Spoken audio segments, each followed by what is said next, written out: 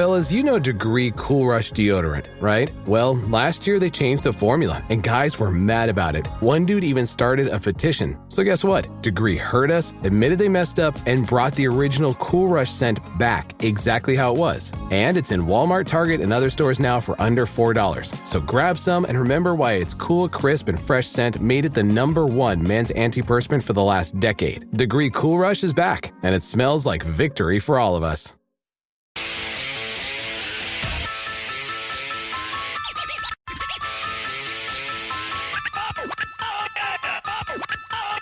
This is the Stone Zone with Roger Stone. People love him and respect him. Roger Stone. Now, get in the zone. It's the Stone Zone. Here's Roger Stone. Welcome to the Stone Zone here on the Red Apple Audio Networks. Do you remember when President Ronald Reagan warned us of the folly of giving away control of the Panama Canal? At that time, of course, he was just former California Governor Ronald Reagan running for the presidency.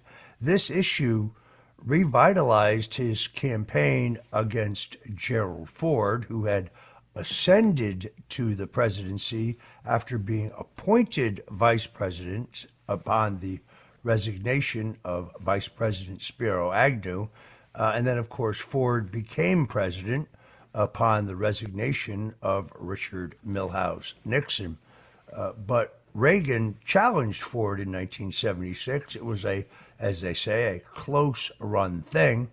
And he revitalized his campaign for president by raising the secret deal that Gerald Ford and Secretary of State Henry Kissinger were engaged in to give away control of the Panama Canal for the princely sum of $1 to the tin pot dictator Omar Torrijos, then in control of Panama.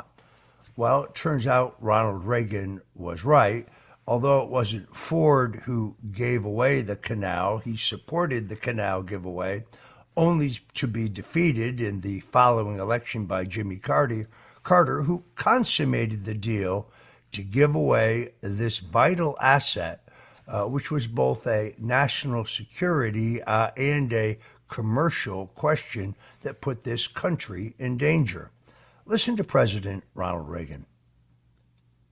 If these reports are true, it means that the American people have been deceived by a State Department preoccupied with secrecy.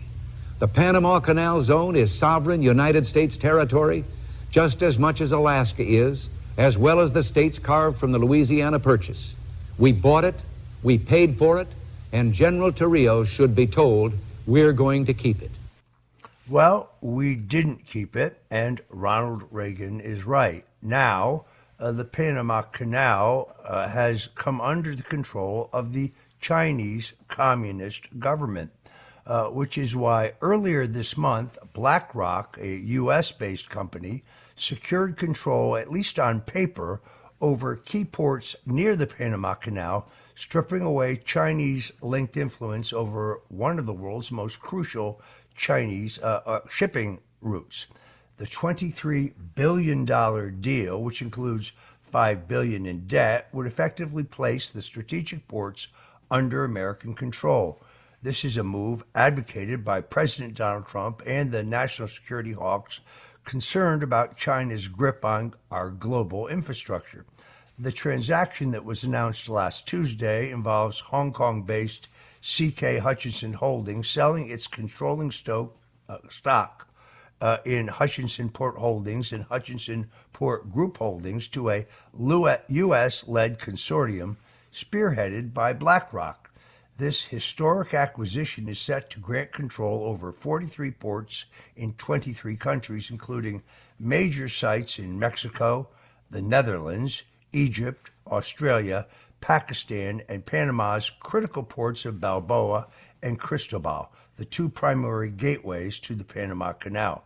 Now, President Donald Trump has vowed to take back the Panama Canal, arguing that Panama has violated its neutrality pledge and allowed China to gain control of that crucial waterway. emphasizing the canal's strategic importance, which is a vital trade route built by the United States to connect the Atlantic and oceans. He warned that it must not be allowed to fall into the wrong hands. You see, the Panamanians are in violation of the agreement that they signed, in which we turned over control of the canal to them, as I said, for the princely sum of $1. The Panama Canal zone has been under U.S. control for 75 years, until, of course, as I say, Jimmy Carter gave it back to Panama in 1977, signing treaties with Panama's then-leader, General Omar Torrijos.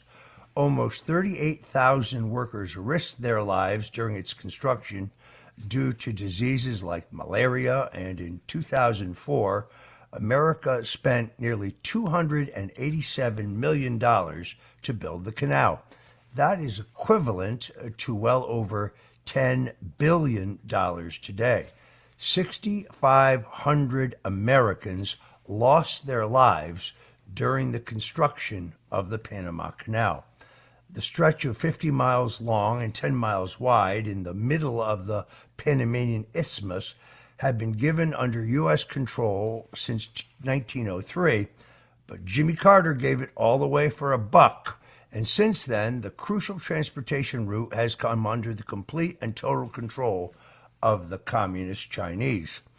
Two Chinese companies operate the two huge ports on both ends of the Panama Canal, and the concession for these ports were extended to 2021 for a 25-year period without any bidding or notice to the United States. Chinese Communist Party officials are well known to bribe other officials in countries all around the world. In addition, the government of Panama is violating the treaty, which they got for the princely sum of $100. Panama has been unwilling and unable as well to close the Darien Gap, where millions of immigrants have come across to invade the United States. This is yet another violation of U.S. sovereignty and a hostile act against our nation by Panama. What's more, both the Chinese control over canal infrastructure and the exorbitant fees they are currently charging for canal transits are a violation of the neutrality treaty between the United States and Panama. If the United States, under President Donald Trump, determines that Panama is in violation of the treaty, we may yet decide to use the military to take back control of the canal, and that may be the appropriate remedy. In a Senate hearing in January, professor and executive director of the Antonin Scalia Law School, Eugene Kontorovich, testified, and I quote, "It may be shocking to people to hear today, but when one goes over the ratification history and the debates and discussions in this Senate body over the treaty, it's clear that the treaty was understood as giving both sides separately the right to resort to use armed force to enforce the provisions of the treaty. Now, of course, armed force should never be the first recourse for any kind of international dispute and should not be arrived at rashly or before negotiations or any other kind of good offices are exhausted. However, it's quite clear that the treaty contemplates that as a remedy for violation. President Trump will very soon have to make a decision with China blocking the transfer of critical ports to a BlackRock-owned company. Chinese regulators are investigating the deal for the two ports in Panama Canal Zone, delaying the deal's closing as it was originally set for last week. President Donald Trump has previously threatened to take control once again of the canal. As Ronald Reagan, one of our greatest presidents, said, "We built it, we paid for it, and it's ours." I think you can count on President Donald Trump to take back the Panama Canal. Why? Because it puts the interests of America first. Speaking of the interests of America first, today is a Liberation Day.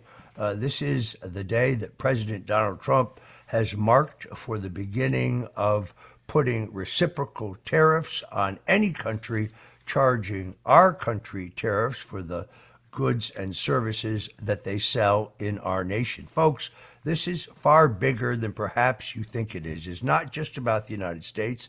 It is about the world economy. Let's listen to a little bit of Donald Trump declaring what is an action that I think brings us into the golden age of peace, prosperity, security, and justice that President Trump has been talking about. Let me offer just a few examples of the vicious attacks our workers have faced for so many years. The United States charges other countries only a 2.4 tariff on motorcycles. Meanwhile, Thailand and others are charging much higher prices, like 60%. India charges 70%. Vietnam charges 75%, and others are even higher than that. Likewise, until today, the United States has for decades charged a 2.5 tariff. Think of that, 2.5% on foreign-made automobiles. The European Union charges us more than 10% tariffs, and they have 20% VATs, much, much higher. India charges 70%, and perhaps worst of all are the non-monetary restrictions imposed by South Korea, Japan, and very many other nations. As a result of these colossal trade barriers, 81% of the cars in South Korea are made in South Korea. 94% of the cars in Japan are made in Japan. Toyota sells 1 million foreign-made automobiles into the United States, and General Motors sells almost none. Ford sells very little. None of our companies are allowed to go into other countries. And I say that, friend and foe, and in many cases, the friend is worse than the foe in terms of trade. But such horrendous imbalances have devastated our industrial base and put our national security at risk. I don't blame these other countries at all for this calamity. I blame former presidents and past leaders who weren't doing their job. They let it happen, and they let it happen to an extent that nobody can even believe. That's why, effective at midnight, we will impose a 25% tariff on all foreign-made automobiles. There's going to be new investment. There's going to be new plants built. And the UAW members, and I brought 20 of them with me, they're sitting. So Donald Trump is deadly serious about this. You know, when they ask him who is his favorite president, sometimes he says Ronald Reagan. He's restored the portrait, the oil portrait of Ronald Reagan to the Oval Office. But I think his real favorite president was William McKinley. You see, when William McKinley was president, we had no federal income tax. America's government operations were funded solely by the revenue from tariffs, proving that it can be done. When Donald Trump says he is serious about phasing out the U.S. income tax and closing down the IRS, he's not kidding, folks. His Secretary of State, Scott Bessent, who could be the greatest Secretary of State since, Secretary of the Treasury since Alexander Hamilton, is quite serious about the real possibility of closing down the IRS and ending the federal income tax. They often claim that we as conservatives want to turn back the clock. Well, I'd like to turn back the clock to the time that America had no federal income tax and that we ran our entire country on the basis of tariff revenues. By the way, under President William McKinley, we also liberated Cuba. That wouldn't be so bad either. You're listening to the Stone Zone here on the Red Apple Audio Networks, and whatever you do, don't touch that dial because we'll be back with more political news right after this break. This is the Stone Zone with Roger Stone.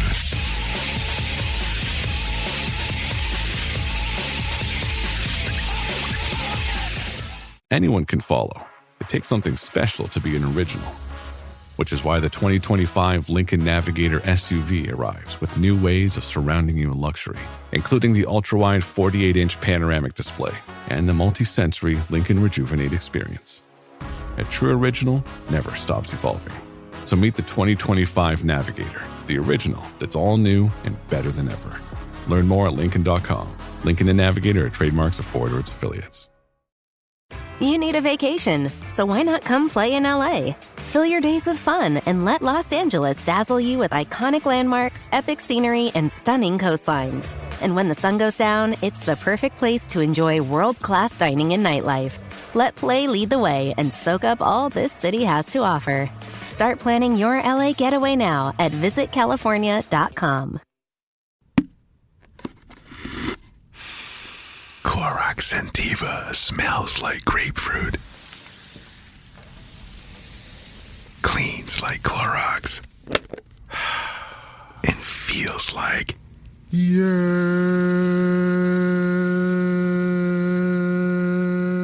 Okay, we could be here all day. Try Clorox Scentiva for a trusted clean with long-lasting freshness. Also available in lavender and coconut. Use as directed. Morning decisions. A creamy mocha frappuccino drink? A sweet vanilla? Maybe a smooth caramel? Or that white chocolate mocha? Whichever you choose, delicious coffee awaits. Start your day with bottled Starbucks Frappuccino drinks. Pick up a bottle near you wherever you buy your groceries.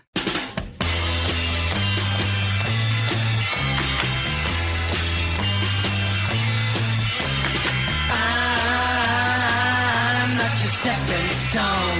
This is the Stone Zone. Now, get in the zone. It's the Stone Zone. Here's Roger Stone. And you're back in the Stone Zone. I'm so happy to be back after 5 days of laryngitis. I want to thank the literally hundreds, by now it may be thousands of folks who emailed or texted me, missing me here in the Stone Zone. It's so great to be back in the zone. I want to thank you all for your prayers and best wishes.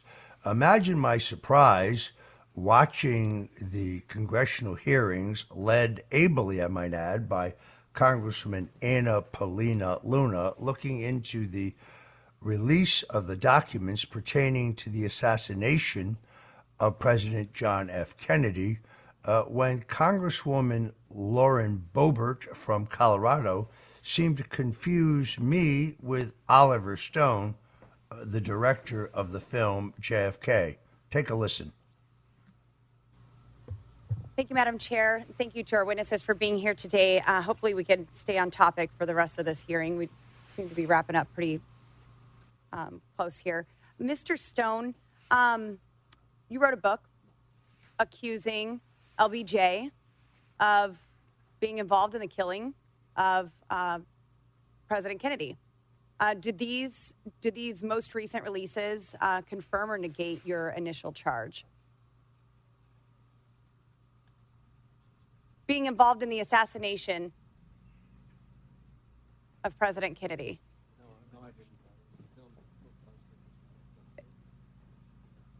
No, I didn't. If you Yes, look sir. closely at the film, there's no.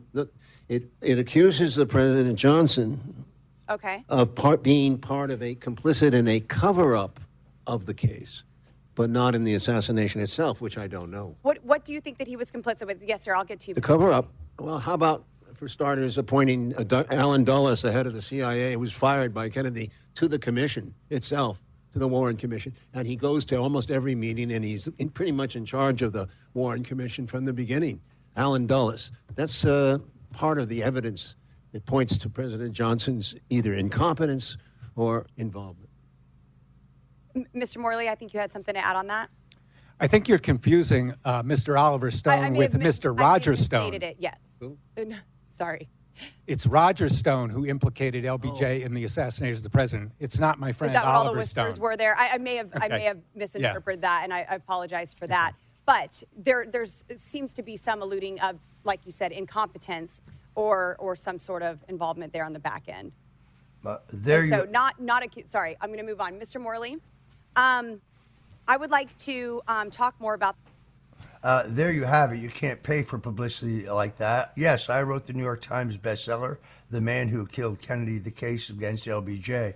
The only difference between Oliver Stone and me is I believe that LBJ planned and orchestrated the murder of JFK, and I prove it in my book, where Oliver Stone, who dropped me a nice note telling me he wished he had read my book before he made his film, concedes that LBJ was involved in the cover-up. You're listening to the Stone Zone, and we'll be right back to talk about the strategic importance of the Panama Canal and why President Ronald Reagan was absolutely right. We should never have given it away, and why President Donald Trump is right when he says perhaps it's time to take it back. Whatever you do, don't touch that dial.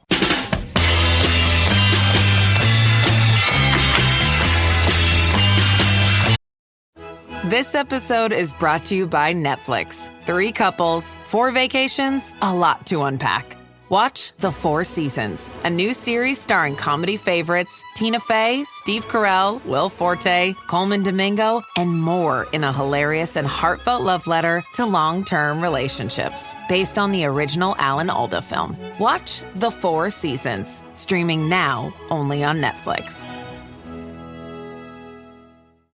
You guys, I just found the most incredible Mother's Day gift. It's called Goldbelly. Goldbelly is this amazing site where you can get the most iconic foods from restaurants all across the U.S., shipped anywhere in the country for free in time for Mother's Day. We're talking cakes from Ina Garten and Martha Stewart, Magnolia Bakery's famous banana pudding, and New York bagel brunches. Make Mother's Day perfect with Goldbelly.com and get 20% off your first order with promo code MOM. That's Goldbelly.com, promo code MOM. Halliday presents, in the red corner, the undisputed, undefeated Weed Whacker Guy.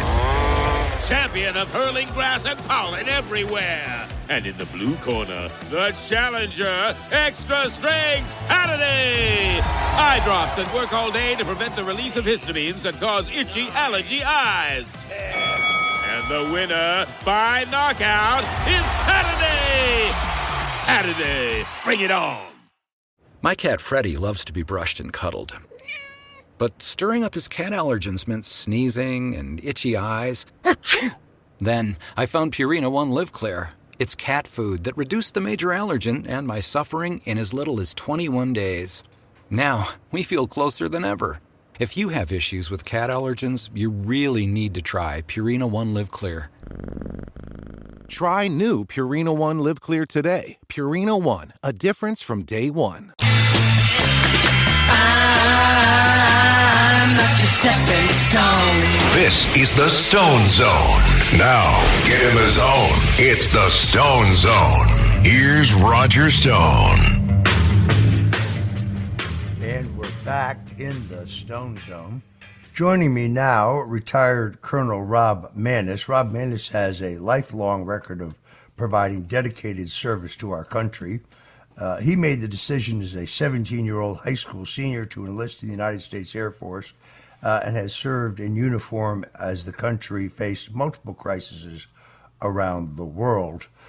He worked his way up from the enlisted ranks to be a full colonel and retired from active duty in 2011, ending his military service of more than 32 years. Now, we only have about 15 minutes in this segment. If I read his entire biography and all the service he has rendered to this country, we'd use the whole segment and we wouldn't get to talk to Colonel Maness. So I'm going to skip through this, other than to say that Rob Maness is one of the gentlemen that I look to for analysis of any geopolitical or geo-military question, someone who has my enormous respect. He is, as a private citizen, also an outspoken supporter of President Donald Trump and his America First agenda, and it is a great honor to have him today in the Stone Zone.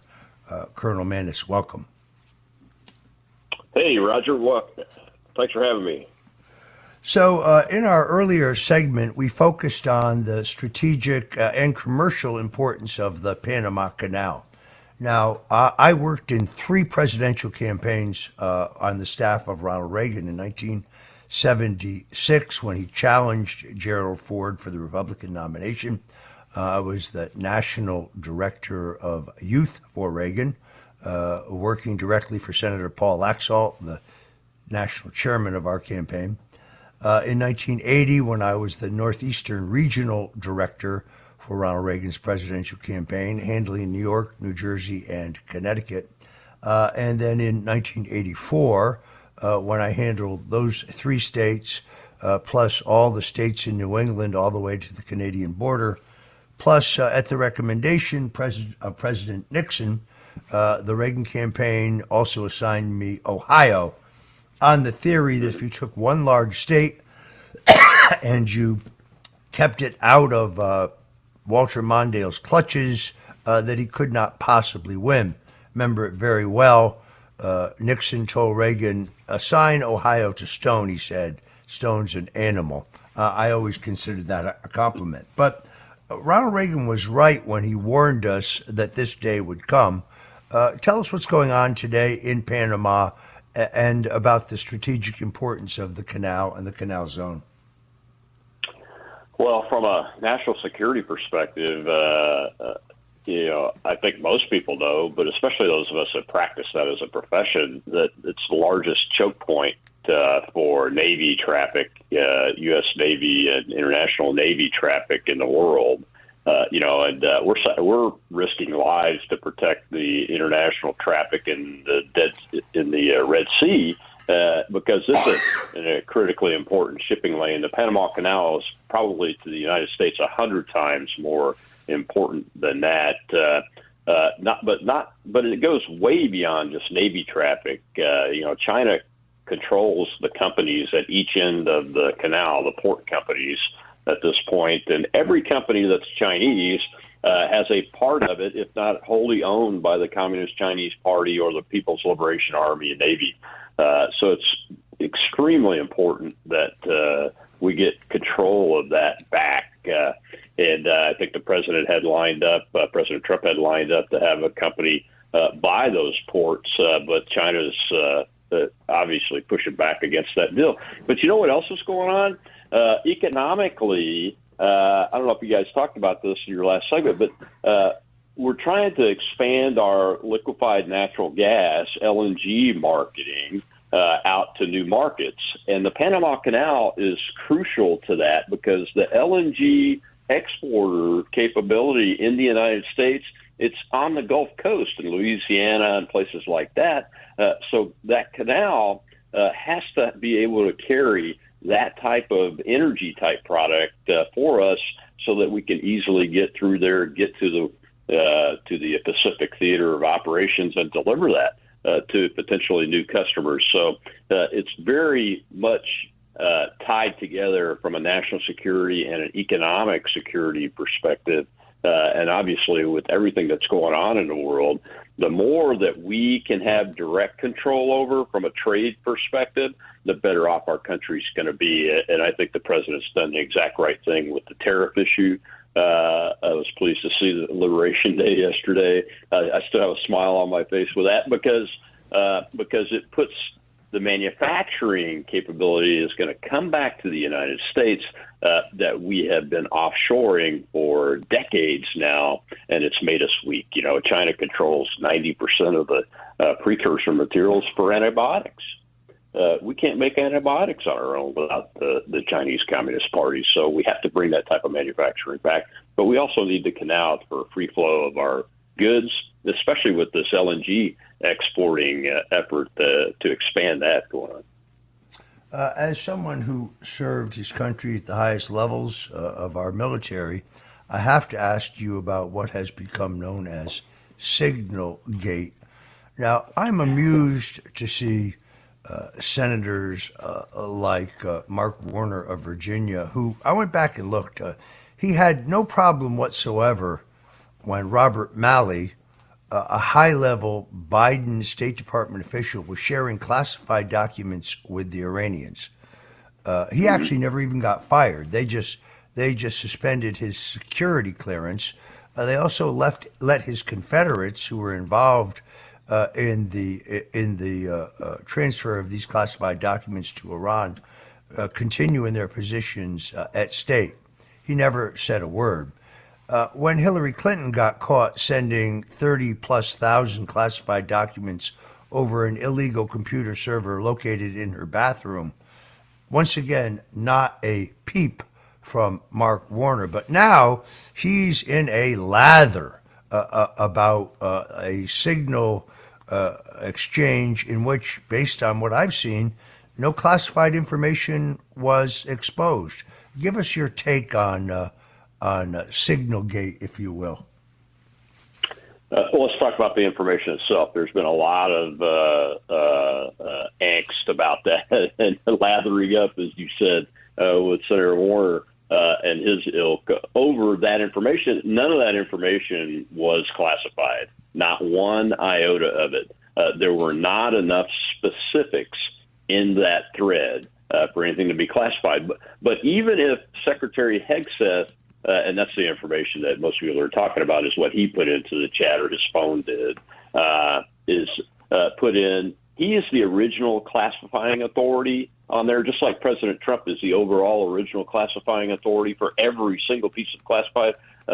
Secretary Hegseth, the defense secretary, is the OCA for that information. And even if it had been classified, if he chose to put that in there, it's declassified from that perspective. So now let's talk about Signal itself. It's an end-to-end encrypted chat. And this is one of the areas that I'm concerned about, is that the National Security Team and National Security Council team, especially under Mike Waltz, they got to get that stuff together. They have to investigate how that reporter Goldberg from the Atlantic, I mean, the worst fake news guy, Russiagate, all of it, the suckers and losers lie, all of that they tried to use to hurt President Trump and the team was due to that one guy. So that's a major issue, and I'm not seeing anything yet that makes me satisfied that that team is cleaned up internally, and that they don't have people that have access to their information threads like the Signal chat that shouldn't have access to it. So Waltz has got to get that fixed. Now let's talk about the senators, because you didn't mention the Republican senator that has also joined in with Warner and is demanding a DOD Inspector General investigation of Hegseth over the Signal thing. My Senator Roger Wicker, I agree with him on a lot of things like increasing shipbuilding and returning to peace through strength instead of being in endless war policies when it comes to China. But I disagree with him on a lot, too. On this, I disagree with him. It's absolutely unnecessary, number one, because the National Security Council is the team that set that chat up. It wasn't the Department of Defense that set it up. So there's no reason whatsoever to investigate Secretary Hegseth or the Department of Defense over that particular issue. Look, I'm all for investigating the government. I don't trust hardly anybody in the government, but I do trust President Trump's appointees and that they need the maximum flexibility possible so we can move forward and get the president's policies that we all voted for in place and throttled up so that they're running appropriately, and calling for investigations when it's not necessary is just the wrong thing to do. Yeah, I agree with that. This is beginning to look to me like an effort to get Hegseth, to oust Hegseth. Yeah. That's because he was an outside-the-box, anti-establishment choice. He's the right choice. I strongly supported the president's nominee. When I defended this on a show with Chris Cuomo, it was amazing the way they twisted what I said. See, I don't trust any online service, encrypted or unencrypted. I frankly think they're all vulnerable to being hacked. They're all vulnerable to being monitored. So I always operate on the assumption that anything you put in writing online, you should assume that someone else is going to have the ability to see it. So don't say stupid things online. That's kind of my attitude. Right. I was defending these people, but if you read their story, it makes it appear like I was criticizing them, which I was not. But the Democrats have spun this up because, frankly, they don't have anything else to talk about. It was interesting to see Cory Booker, the senator from New Jersey, breaking the previously held filibuster record held by Senator Strom Thurmond of South Carolina, who spoke for 24 hours and 18 minutes without a bathroom break, I might add. Back in 1957, Cory Booker has now broken that record. He spoke for slightly longer, but strangely enough, with all that time, he never explained why, when he was the mayor of Newark, New Jersey, he authorized the Newark City Water Authority, known as Watershed, to pay $200,000 to his law firm, which he then put in his pocket. And when confronted by reporters, he said that he didn't vote for that. Yet, and they're hard to find, but when I found the actual formal minutes of the meeting, he was not only in the chair, but he also voted for the disbursement. Then he came up with 3 different explanations as to why he got that money. Once he said it had no connection to Watershed, that it was the buyout of his portion of the law firm. Another point, he said it was deferred compensation. I'll tell you what it was. It was graft. That's what it was. And he's never answered that question. I actually wrote a biography on him. It's called Spartacus, the real Cory Booker story. It's now out of print, but I might bring it back, to tell you the truth. It may be time to put it back in truth. By the way, what you saw there was the launch of Cory Booker's presidential campaign, because he sees himself as a presidential candidate. By the way, he is the senator from Greenwich Village. He doesn't even live in New Jersey. Sorry. I hope to get a copy of that book, sir. I got to pull it out of mothballs. I published it when he was running for president, but his campaign was such a flop, didn't sell many copies. But if he's going to run again, I may have to republish it again. When we come back, I'm going to ask Colonel Maness about Cuba and the fact that the Chinese have a very sophisticated spy station set up in Cuba. But I also want to know, do they have missiles? And if they have missiles, are they offensive missiles or defensive missiles? And do they pose the same danger that Russian missiles posed to this nation in 1962 when the Russians put them in Cuba? We'll be right back with Colonel Rob Maness right here in the Stone Zone, so don't go away. This is the Stone Zone with Roger Stone. The Stone Zone.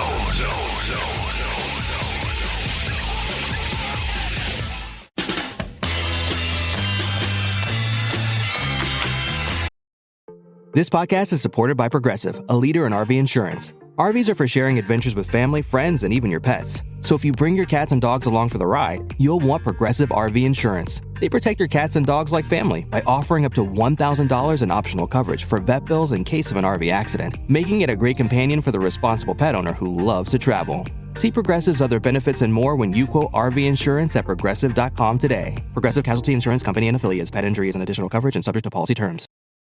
This episode is brought to you by Loom by Atlassian. Are you feeling stuck at work? Get your team unstuck with Loom video messaging and move work forward. Use Loom to simultaneously record both your screen and yourself to share a quick update, provide feedback, train a colleague, and everything in between. Plus, add Loom AI to your meetings for instant written notes and recordings. Try Loom today at Loom.com. That's LOOM.com. Parents of tweens, if you're familiar with far-off drop-offs... Dad, stop, right here. Or get DMs about what's for dinner, you may be experiencing tween milestones. For your son or daughter, these can start at age 9. HPV vaccination, a type of cancer prevention against certain HPV-related cancers, can start then too. For most, HPV clears on its own. But for those who don't clear the virus, it can cause certain cancers later in life. Embrace this phase. Help protect them in the next. Ask their doctor today about HPV vaccination. Brought to you by Merck. This episode is brought to you by Cadillac. When you have 4 new tires, every drive feels fresh. Right now, buy 3 select tires and get 1 for just $1 during the Cadillac Certified Service Fresh Start Tire event. Visit Cadillac.com/service offers or see dealer for full details. At participating U.S. GM dealers only. Highest or equal value tire will be $1. Offer ends 5/31/2025. Not available with other offers.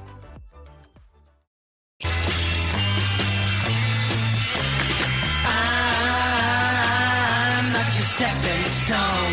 This is the Stone Zone. Now, get in the zone. It's the Stone Zone. Here's Roger Stone. And we're back with Colonel Rob Maness, retired. Colonel Maness led numerous combat operations during his military service, including as a bomb squadron commander in Operation Enduring Freedom and Operation Iraqi Freedom. Colonel Maness also served as an enlisted bomb disposal technician in 3 assignments countering terrorism before being commissioned and selected for flight training. He is a man who's put his life on the line for his country, and we are honored to have him with us today. I want to focus on that question regarding Cuba that I raised before the break. My wife is a Cuban American. She is one of those who fled the Castro regime, her family and she as a child. Therefore I have a special interest in the regime 90 miles off of our shore. Cuba was a great danger to the United States. Then with the fall of the Iron Curtain and the collapse, really, of the Russian economy, when they could no longer subsidize their comrades in Cuba, they became less of a danger to us. But now they seem to have been scooped up by the Chinese. It is indisputable that Joe Biden's administration knew they had a sophisticated spying operation set up on the Cuban island about which he did nothing. And some military experts tell me that they also have missiles, and that although those missiles may be defensive, with a very slight technological fix, they could be offensive missiles. What is the situation going on today between us and Cuba? Well, I think with President Trump coming into office, you're going to see the view of the United States from an official perspective change back to one of questioning why are the Chinese armed forces allowed to have bases on the island? Why are they being allowed to run these surveillance operations on the island? They're so close, as you reminded us, it's 90 miles away. So electronic surveillance capability that we have today is much more effective than it would have been even 10 years ago. Not just that, but there are cable lines that give them access to the digital networks inside the United States that they are able to get access to, being in such close proximity and uncontrolled. And I think, and I hope that we're going to see the national security team start putting pressure on the Cuban government again to get those forces removed. But one of the conflicting issues, though, is the Russia-Ukraine war, Roger. And as the president tries to stop the killing over there, I wish it could happen tomorrow, because that's going to be a conflicting issue when every time we talk about China being 90 miles away, the other side gets to talk about, well, we're letting, Russia, expecting Russia to allow NATO to be right up against its border. And so that kind of debate will get generated out of that. But knowing President Trump, he'll ignore that and push through to take care of the interests of the United States of America in both of those situations. And I'm so glad that he's in office, because we're going to stop. We're going to get the killing stopped in Europe and get that situation resolved. Yeah, I don't think it's an illegitimate argument, by the way. We signed the Budapest Memorandum, in which we promised when the Russians united East and West Germany, or they allowed us to have it reunited, we agreed not to push Ukraine into NATO, which means not to mount NATO missiles on the ground in NATO aimed at Russia. We reaffirmed that in the Minsk Accords. We are in violation. Putin has made it abundantly clear that was his line in the sand. No, I'm not pro-Putin. I have many of my own family relatives mowed down by Russian tanks in Budapest in 1956. So they'll say, "Oh, Roger Stone's a rollover for Putin. He's a pro-Russian." No, not even an iota. But I understand why the Russians might not want intercontinental ballistic missiles on their border pointed at their nation. All right, we're out of time. I want to thank my special guest, retired Colonel Rob Maness. He has a killer Substack that you might want to check out. But I appreciate your being with us, Colonel, and I appreciate your bringing your real-world defense and national security expertise to my listeners here in the Stone Zone, my friend. Thank you for being with us, and God bless you. Thank you, sir, and I hope to get you on the show to spend an hour with me talking about who killed John F. Kennedy now that all these documents have been released. I would be most honored to do so. For you out there listening to the Stone Zone, I want to thank you as well. Until we meet again, God bless you and Godspeed. And yes, God bless America.